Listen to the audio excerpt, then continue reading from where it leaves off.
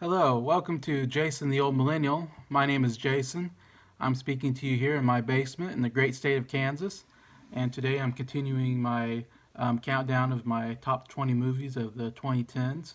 And last week I went from 20 to 15, or 2016. And today I'm doing 15 to 11.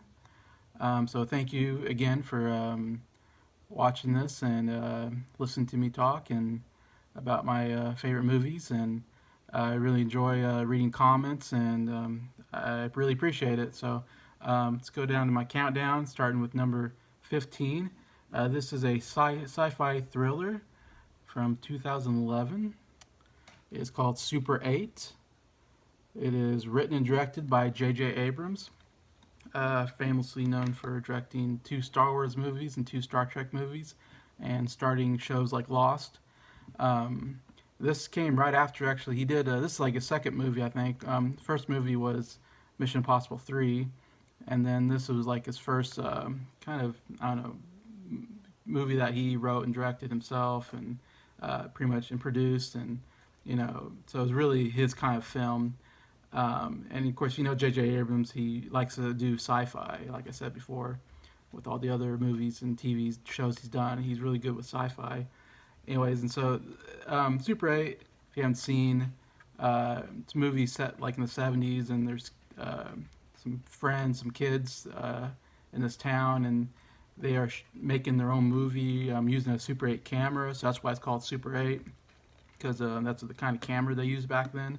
And so you can tell that J.J. Abrams is writing from kind of some experience and some nostalgia of himself.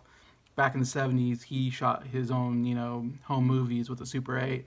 So it's kind of interesting to see, him, writing a movie about something that he probably did when he was a kid also. And so you can tell he has a real love for, you know, making home movies and amateur, filmmaking, of course, and eventually becoming a huge filmmaker eventually himself. Um, so that's kind of some of the basis of the movie, and then there's an alien that gets loose in the town, and the kids see it and they know that's there, and of course, it's hard to tell adults, they won't believe them, and there's a military starts coming in, so they know something's up. There's some kind of government, uh, hiding something, and so they kind of investigate what's this alien, and through the whole movie, you don't really see the alien, but he goes around town and attacks people in the dark, and it's very thrilling, kind of scary at times. The alien itself, and how it kind of moves around the town, and something's about to happen, and they do really good a job with that, or Abrams does. The movie kind of reminds me of maybe something Spielberg would have made back in the day. In fact, Spielberg is like one of the producers on the movie, and if you know anything about J.J. Abrams, he really admired Steven Spielberg growing up, and so you can really tell this is kind of a Steven Spielberg sci-fi, much like E.T. or War of the Worlds or something like that. Anyways, it's a very well directed movie. I think that's what I love so much about it. Like I said, it's very thrilling. You get some good jump scares in there. Overall performances are good. I think I like the kids a lot. The kids are really good in the movie. And overall story, there's also a story about the main kid's mom had died in an accident at the beginning of the movie, and so it plays a lot with he's going through a real emotional time in his life, and it's about friendship and all these in relationship with his dad, and so there's a really good drama in there mixed with this sci-fi thriller. So it's a really good combination, anyways, and I really like it. I like a lot of Spielberg's movies, so this kind of to me is like up there with the Spielberg. Anyway, so that's Super 8. My next movie is one of my childhood favorite group. I don't know what you want to call them. Is a kid favorite. It's called The Muppets. Not this movie necessarily, but the Muppets themselves has been something I've always loved growing up. The TV shows and the movies that they made back in the 90s. Um, I've always had a real spot in my heart for the Muppet characters. I really love them. They always made me laugh. It's kind of silly humor, kind of break the fourth wall humor, but I love when they break the fourth wall, speak to the audience, kind of make fun of what's going on, or making fun of, kind of almost making fun of the movie making itself. I really love that about the Muppets. And this one also came out in 2011. And what I love about this movie, The Muppets, brought back by Jason Segel and Nicholas Stoller, kind of came together and wrote the screenplay for this. And Jason Segel also stars in it with Amy Adams and a lot of other, of course, has, like any Muppet movie, a bunch of celebrity cameos, which are always a fun part of the Muppet movies themselves. But what I love about this movie is that the plot of the movie is about two brothers who are big fans of the Muppets as kids, but the Muppets have kind of disappeared, and so they go back to relive the Muppet, their nostalgia for the Muppets, and they see that the Muppets aren't the Muppet lot, the Muppet theater is all torn. I mean, in shambles, and all the glory days are gone, and they're kind of disappointed with that. And then they find out that an evil, oil man, as typical bad guy, played by Chris Cooper, wants to buy the theater, the Muppet theater, and bulldoze it down and build something else. That kind of a old cliched plot point, but I love that they then want to get the Muppets back together, because it's in the movie the Muppets have broken apart and they've all gone their own ways, and so I love that they're trying to get the Muppets back together in the movie to relive the kind of glory days of the Muppets, and at the same time it's almost playing off of real life, because the Muppets really hadn't made a movie in quite a while until they made this one. The last one I think they made before this was the Gonzo movie, where he find out he's an alien or something. I'm forgetting what that one's called, but that was kind of a disappointing movie. But that was like the last Muppet movie that they made, and so it was kind of wild. So we kind of almost forgot about the Muppets, and which is too bad, because I always love when they make the movies. I always want to go see them. In the 90s especially, with like Muppet Christmas Carol and the Muppet Treasure Island were favorites of mine. And so I love how the plot of the movie kind of plays on real life. That in the movie they're trying to get the Muppets together. In real life, we're also getting the Muppets together for this movie. So I love how it plays on real life, and how it really plays on the nostalgia of the Muppets in the movie and in real life to someone like me who was a big fan growing up. So I thought that was a very clever way of doing it. Like I said, it made me laugh. I love the humor in it. The other thing is the songs are great. I would say this is my favorite Muppet movie, which I was kind of surprised. I didn't think we'd be able to come up with something better than what they've done before. But by making this movie about bringing back the Muppets, they actually made a really great Muppet movie, which is very interesting. But I love the songs. This is like the best group of songs I've seen on a Muppet movie, and a variety of songs on it. You got the opening kind of song, Sing a Happy Song, which is this great, big musical number, kind of old school, with lots of dancers and singers, and a very catchy, very happy song, very upbeat. Yeah, it's a really good song. And then you got Pictures in My Head that Kermit sings. It's a very sad, very haunting song, very emotional. It's a very well written song. It's my favorite on the movie. Really well done. And then you got Man or Muppet, which is kind of a funny kind of parody of a really over dramatic song, which ends up winning the Oscar for Best Song. Anyways, and that's a really good song. And so, like, those are the three main ones, but there's other ones. They even bring back the song from the first movie, the Rainbow song that Kermit sings. I'm forgetting now what that one's called, but they bring back that song, Rainbow Connection. Yeah, that's it. They bring back that song even towards the end of the movie, which is like the all-time best song coming from the Muppets. So anyway, so it's a great nostalgia movie, I think, but really well done. Real big fan of that one.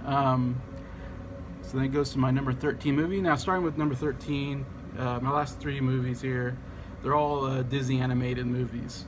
I've been a fan of Disney animation since I was a kid. Of course, I watch a lot of Disney movies, as a lot of kids did. And it's kind of interesting when we think of Disney. Uh, if you know the history of Disney, of course, it started in the late 30s when they started making movies with Snow White and Seven Dwarfs, and that was kind of their first the classic period. And then Disney movies kind of gone up and down through the decades. I think with Cinderella in 1950, that was a big one, and they were hitting pretty good movies from 50s, 60s, 70s. And then if you know, in the 80s, it kind of was a dark period for Disney animation. The movies weren't making very much money in the box office. They weren't critically well reviewed. So there was almost a moment in the 80s where it was like Disney was, not making good movies anymore, and what's going to happen. And then they kind of turned it around in around 88, 89 with The Little Mermaid. They kind of created this, what I call like the animated movie musical, where it's almost like a Broadway musical, but in animated form. And they brought in some Broadway writers, Alan Menken and Howard Ashman, to write the songs for Little Mermaid. And of course, it was a huge hit, and I loved it as a kid. And I loved the music, it was so great. And of course, won some Oscars for the music.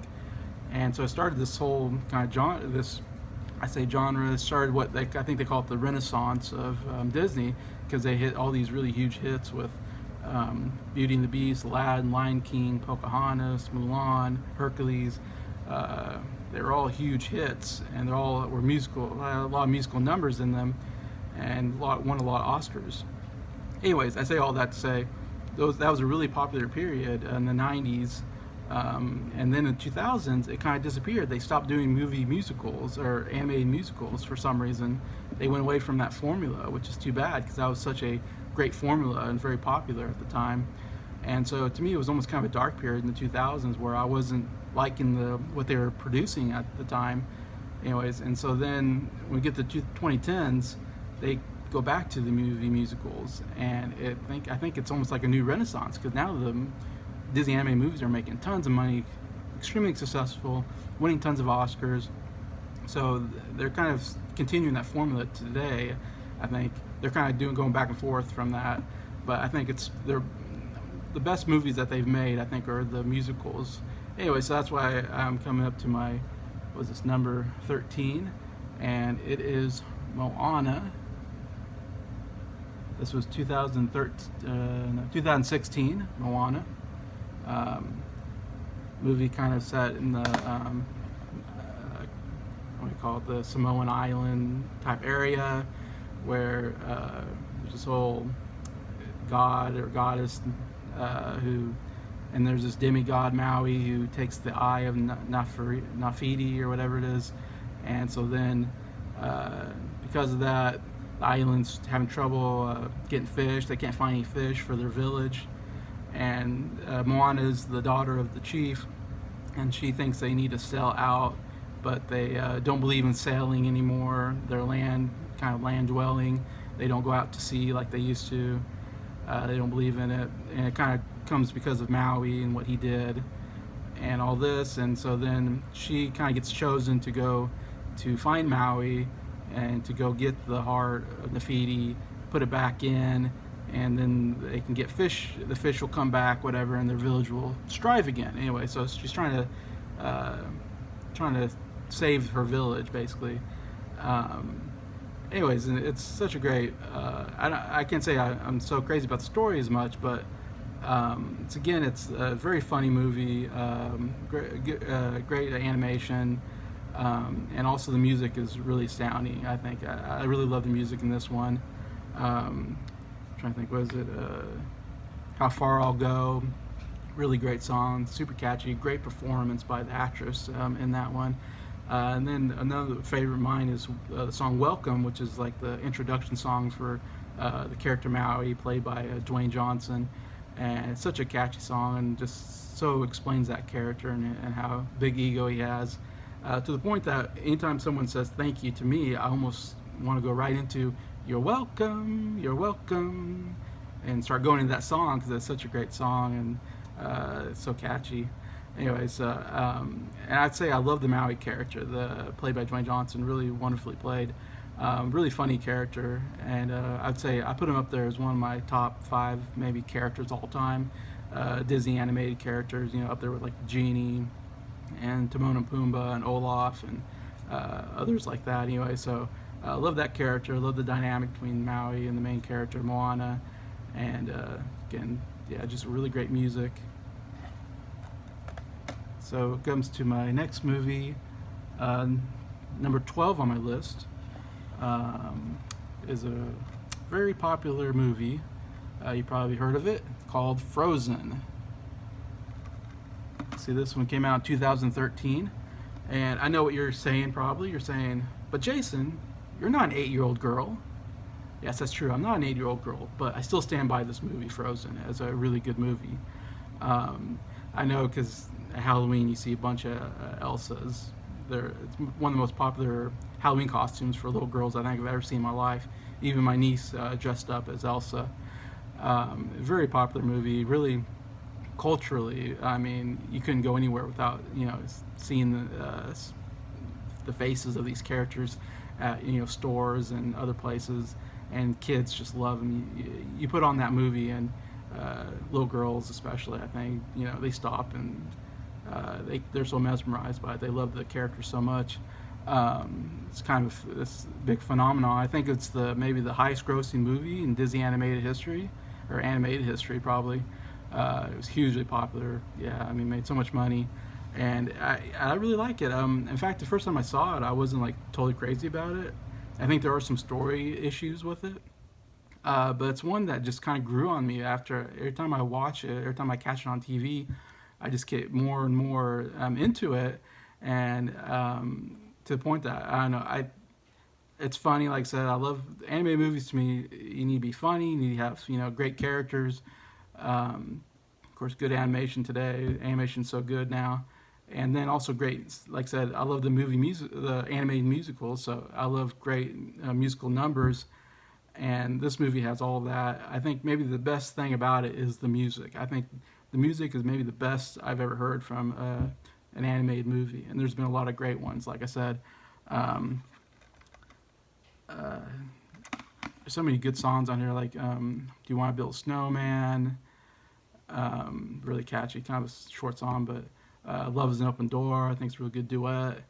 I forget Anna's her kind of signature song. I'm forgetting on top of my head. A really great song. Um, and then in summer, the Olaf song is a very funny, catchy song. I enjoy that because of the humor in it. And then you get "Let It Go." I mean, maybe the most played song on the radio of that time period, 2016 or whatever it came out. Couldn't go anywhere without hearing that song. And every time during your day-to-day life, you eventually are going to say to somebody, "Let it go." Just just talking to them, and then as soon as you say "Let It Go," you think of the song. You're like, "Oh no." I'm thinking of "Let It Go," that song that was played so much on the radio. Can't get away from it. But it is an amazing song. Every time I watch it, I go, wow. I mean, of course, a lot of it's Idina Menzel's got a great voice. I mean, and it's just a really powerful song. I love how it starts kind of soft and then builds up crescendos to this really big, belting out song at the end. But yeah, it's really wonderful written, and the whole sequence is really good. It's one of the best sequences in the movies. And I won't apologize for that. I think it's really good. Very catchy, very well done, and I love Olaf. Olaf's, again, I said, it's one of my favorite characters. Played by Josh Gad. Very funny. How naive he is, and the words, stuff that comes out just catches you off guard. And you're like, oh, that's so funny. Anyway, so yeah, I think Frozen is a really, really well done movie, especially musically. Really good. Anyway, so it's Frozen. And then my last movie, number 11, it's actually the only Blu-ray I don't have right now. I haven't gone out to get it yet. But along with the animated musicals, this one is called Tangled from 2010. So it barely makes the 2010s. Of course, it's a movie about Rapunzel and her long blonde hair that old story that you've heard, Rapunzel, Rapunzel, send down your hair story, but they make this whole great backstory. I love the backstory behind the Rapunzel character and how she doesn't know that she's a princess, and this encounter with this new character named Ryder that they go on this adventure, and she finds out that she's a princess. Very well done. Like I said, to me, it kind of starts this new renaissance of these animated musicals because they weren't making them up to this point. And then, like I said, in 2000s, and then Tangled in 2010 came out. And again, like I said, I wasn't like so interested in animated musical or in animation movies at that point because I felt like they weren't making good ones, and except for Pixar was making, of course, real good ones at that time, and DreamWorks was making some good ones, but Disney Animation was kind of, I don't know, not really that great. And then so when Tangled came out, I wasn't even that interested in seeing it. I was like, well, who cares, another Disney princess movie? I've seen so many of them. How can they make another one and that's going to be any good or anything different? And then when I finally did catch it on, maybe I rented it, I think, and when I finally did see it, I was just so blown away. I was like, oh my gosh, this is so good. I can't believe I didn't go see it in the theater. I can't believe, I kind of just brushed it off. And it was like one of those hidden gems, that you find and you're like, oh my gosh, I can't believe this is so good. It went way beyond my expectations for the movie. I had no idea what to expect basically. But I love that they brought back the musical, the musical numbers in it, and the music was really good in it. I think one of the first songs is "Where Will My Life Begin," really good. There's a funny song, "If I Had a Dream," or "Have Had a Dream," which they sing at this bar full of misfits and thugs and scary-looking people. And then you get to the best song in the movie, one of my favorite songs ever in an anime movie, "I See the Light." It's this really, really great duet. I mean, just beautifully written and beautiful. The music is beautiful. Everything is so wonderful. And then even that sequence is one of the greatest sequences I've ever seen, where they have these lanterns that they put a candle in, whatever, these floating lanterns, and there's thousands of these lanterns, and they're in a boat, and they're surrounded by these lanterns, and it's just, the animation is so beautiful. I mean, I was just so blown away when I saw that, and they're singing that song, and that song is so good, and the imagery is so good that like I had to rewind it and watch it over again. I was so blown away from it, and so like taken aback, like, wow, I can't believe they can make something this good. Anyways, and so this is kind of those movies I always like. I remember when I saw it, I had to go out and say, have you seen Tangled? You have to see Tangled. In fact, I had a birthday party at the time, maybe a year after this movie came out, and I invited a bunch of friends from church, and I had them watch Tangled for my birthday party because I was so like you have to watch this movie. It's so good. It was one of those kind of movies where I just couldn't hold it in. I had to tell people about it, and I had to make them watch it. So that's why Tangled is number 11 on my list. Like I said, very funny movie, great character. I love Ryder, great character. I love the romance too. I think the romance is really well done. One of the better romance stories I've seen in a movie between Rapunzel and Ryder. And then just a really great story. I think the screenplay is really well written for an anime movie. Like I said, other movies like Frozen, Moana, I'm not as crazy about the story, but Tangled, to me, what makes it above those two is I just love that story of, like I said before, Rapunzel and her magic hair, and then meeting Ryder, and then the romance story there, and then the way it ends. They really ended in this real emotional way where you think one of the main characters might die, and they really, of course, you think, well, of course he's not going to die. It's an anime movie, but they really, made me wonder if someone's going to die, and the way they revolved that was so clever and well done that I was like, oh wow, what a great ending to this movie. I mean, that really kind of surprised me. I didn't see it coming anyway. So, anyways, say all that. That's my number 11 favorite movie, Tangled, 2010. So, those are my 15 through 11 movies. So then next week I'm gonna get into my top 10 favorite movies of 2010. So again, thank you for watching and take care.